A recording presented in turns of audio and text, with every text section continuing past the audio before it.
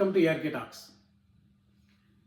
4 రోజుల క్రితం ప్రారంభమై ప్రపంచ మొత్తాన్ని తీవ్రంగా కలవరపరుస్తున్న ఇరాన్, ఇజ్రాయెల్, అమెరికాల మధ్య యుద్ధం మరింత భీకరంగాను, మరిన్ని కొత్త ప్రాంతాలు విస్తరించే విధంగాను కనిపిస్తూ క్రమంగా ప్రపంచాన్ని మూడో ప్రపంచ యుద్ధం దిశగా తీసుకెళ్తుందేమోనన్న భయాందోళనలు వ్యక్తమవుతున్నాయి. ఇందుకు కారణం ఇవాళ ఇరాన్ ఈ యుద్ధంలో తొలిసారిగా ప్రయోగించిన ఫతా-2 రేంజ్ అత్యాధునిక క్షిపణి. వాస్తవానికి వివిధ దేశాల సైనిక నిపుణులు, ఆర్మీ ఎక్స్పర్ట్స్ అందరూ కూడా ఇరాన్ ఈ క్షిపణితో పాటు తన దగ్గర ఉన్న ఇంకా మరిన్ని అత్యధునాతన మిసైల్స్ను, ఇతర అస్త్రశస్త్రాలను వెంటనే, అంటే తమ సుప్రీం లీడర్ అయతుల్లా అలీ ఖమైనీని అమెరికా, ఇజ్రాయెల్ సైన్యాలు హతమార్చినప్పుడు వెంటనే తీవ్రంగా రగిలిపోతూ ప్రయోగిస్తుందని భావించారు. కానీ ఇరాన్ మాత్రం ఆ పని చేయలేదు. ఎంతో సమయం పాటించి ఈ 4 రోజుల పాటు తన అమలు పొందలోని ప్రధానమైన, ప్రభావవంతమైన, అత్యంత ఖచ్చితత్వంతో లక్ష్యాలను ఛేదించగలిగే దాని పేరున్న ఫతా-2 టైప్ మిసైల్స్ను ప్రయోగించలేదు. ఇప్పటివరకు ఇరాన్ ఏం చేసింది అంటే తర్వాత గుట్టలుగా పోబడి ఉన్న పాత మిసైల్స్ను, డ్రోన్లు మాత్రం ప్రయోగిస్తూ వచ్చింది.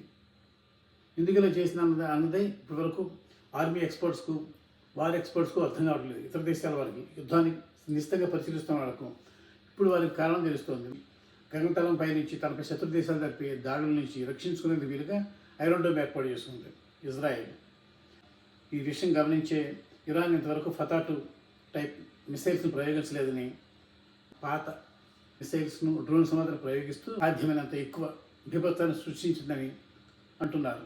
ఆఖరికి తన దగ్గరలోకి అమెరికాకి చెందిన అత్యంత శక్తివంతమైన యుద్ధవాహక నౌకలు ఇవన్నీ వచ్చినప్పటికీ కూడా ఇరాన్ ఈ ఫతా-2 క్షిపణి ప్రయోగించలేదు.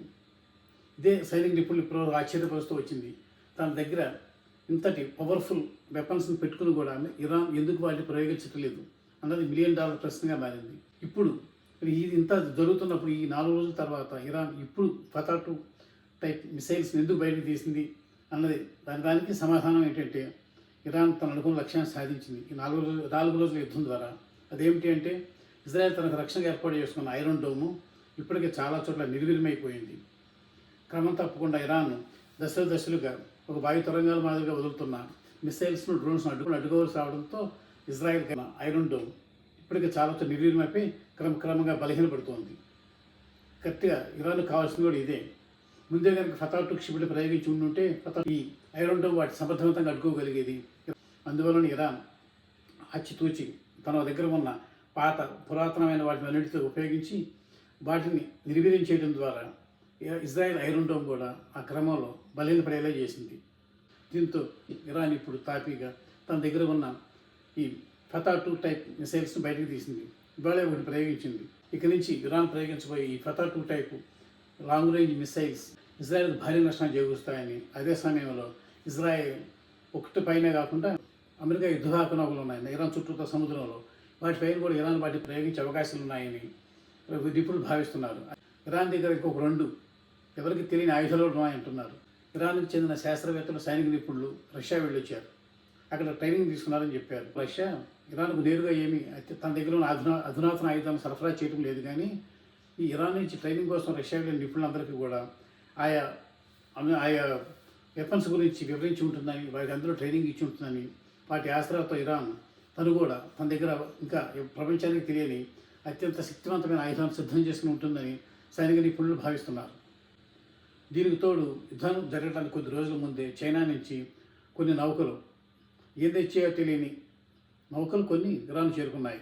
వాటిలో కూడా చైనా తన దగ్గర ఉన్న ఎంతో ప్రభావవంతమైన ఆయుధాలను, తాను అమెరికాకు ధీటుగా తయారు చేసిన ఎన్నెన్నో రక్షణ వ్యవస్థలను, మిసైళ్లను వీటన్నిటి కూడా పంపించి ఉంటుందని, ఇరాన్ వాటిని తగిన సమయంలో బయటకు తీసి ప్రయోగిస్తుందని, అదే కనుక జరిగితే ఇప్పటివరకు ఈ చైనా దగ్గర రూపొందించిన ఆయుధాల సంగతి తెలియని ప్రపంచం, ముఖ్యంగా ఇజ్రాయెల్, అమెరికా సైనిక స్థావరాలు ఉన్న గల్ఫ్ దేశాలు వాటిని ఎదుర్కోవడం సాధ్యం కాదని, దీంతో వాటిలో పోయే నష్టం అపారంగా ఉంటుందని, ఇరాన్దే కనీసం ఆ విషయంలో పైచేయి కావచ్చునని సైనిక నిపుణులు చెప్తున్నారు.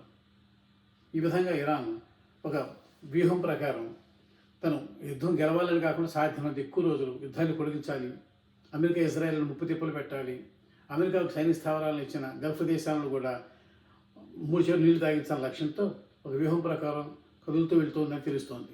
రక్షణ శాఖ నిఘా వర్గాలు చెబుతున్నది ఏమిటంటే, ఇజ్రాయెల్ తన ప్రతిష్టకు, తన ఆత్మగౌరవానికి ప్రతీకగా భావించి తన ఎయిర్ ఫోర్స్ వన్ అధ్యక్షుడు ప్రధానమంత్రి నెతన్యాహు లాంటి వారు ప్రయాణించే ఎయిర్ ఫోర్స్ వన్ ఈ అత్యంత కట్టుదిట్టమైన భద్రతా వ్యవస్థ కలిగిన తన ఎయిర్ ఫోర్స్ వన్ విమానాన్ని ఇజ్రాయెల్ రాజధాని టెల్ అవీవ్ నుంచి తాజాగా జర్మనీ రాజధాని బెర్లిన్కు తరలించింది. ఈ ఒక్కటే చాలంటున్నారు రక్షణ నిపుణులందరూ కూడా. ఇజ్రాయెల్ ఐరన్ డోమ్ ఎంతగా బలహీనపడిందో అది ఇప్పుడు దానిని ఢీకొనటం ఇరాన్కి ఎంత సులభ సాధ్యమైందో చెప్పడానికి. లేకపోతే ఇంతవరకు ఏ యుద్ధంలో కూడా ఇటు పరిస్థితుల్లో కూడా ఇజ్రాయెల్ తన ఎయిర్ ఫోర్స్ వన్ విమానాన్ని టెల్ అవీవ్ నుంచి తన క్యాపిటల్ అయిన టెల్ అవీవ్ నుంచి ఎక్కడికి తరలించలేదు. ఇదే ఫస్ట్ టైం. అమెరికా ఈ యుద్ధం కోసం రోజుకు ఏకాయికి 7,500 కోట్ల రూపాయలు ఖర్చు పెడుతోందట. ఇజ్రాయెల్ కోసం చేస్తున్న యుద్ధం లాగా ఉంది కానీ దీనివల్ల అమెరికా ఒరిగేది ఏమి ఉండదని, అందువల్ల అమెరికా ఈ యుద్ధం నుంచి బయటకు వస్తే బాగుంటుందని చాలామంది సూచిస్తున్నారు. ఇప్పటికే ఇరాన్పై దాడికి నిరసనగా అమెరికాలో చాలా చోట్ల ప్రదర్శనలు జరుగుతున్నాయి. ఒక్క షియా ముస్లింలనే కాకుండా చాలా ఇతర అన్ని వర్గాల వారు కూడా ఇరాన్పై యుద్ధాన్ని ఆపేయాలని, ఇరాన్పై జరుగుతున్న యుద్ధం నుంచి అమెరికా బయటకు వచ్చేయాలని డిమాండ్ చేస్తున్నారు. ఇవన్నీ చూసిన తర్వాత ఇంత భారీ నష్టంతో కూడుకున్న యుద్ధాన్ని చేయాలో వద్దో అమెరికా ఖచ్చితంగా ఆలోచించాల్సిన పరిస్థితి వస్తుందని, అదే కనుక జరిగితే ఇజ్రాయెల్ పరిస్థితి కుడితిలో పడి ఎలుకలో మారుతుందని, ఇరాన్ మరింతగా అమెరికాను ఇజ్రాయెల్ను వాటి మిత్ర దేశాన్ని ఎదుర్కోగలిగిన ఏకైక శక్తిగా రష్యా, చైనా తర్వాత ప్రపంచం నిలబడడం ఖాయమని సైనిక నిపుణులు వ్యాఖ్యానిస్తున్నారు.